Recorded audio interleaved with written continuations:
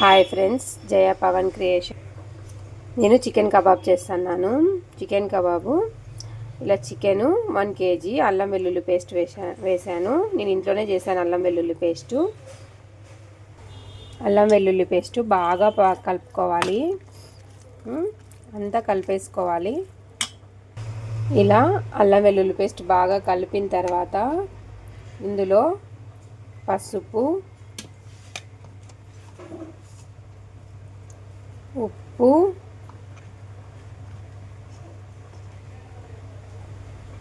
కారం, మిరియాల పొడి వేసేసుకోవాలి.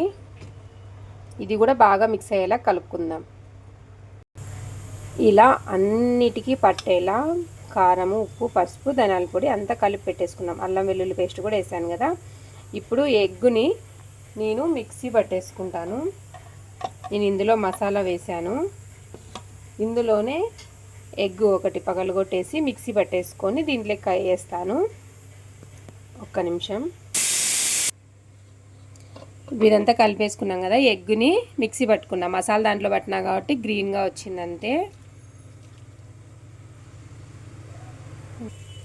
ఇలా అంతా కలిపేసుకోవాలి. ఎగ్గును కూడా మీకు KFC టైప్లో కావాలంటే ఎగ్ని బీట్ చేసుకోండి, లేకపోతే కన్నా నార్మల్గా వేసేసుకోవచ్చు. ఇదైతే బాగా క్రిస్పీగా వస్తుంది. ఎంత బీట్ చేస్తే అంత బాగా వస్తుంది.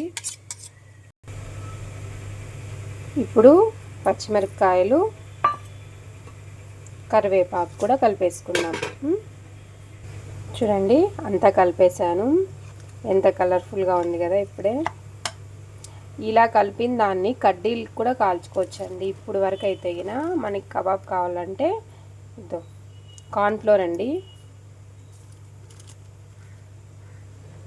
కార్న్ఫ్లోర్ వేసి బాగా కలిపేయాలి. నేను 1 kgకి ఒక 1/4 kg కార్న్ఫ్లోర్ వేస్తాను. పిండి అంతా కలిపేసాను. ఇప్పుడు సోడా పొడి చూడండి, ఇది సోడా పొడి.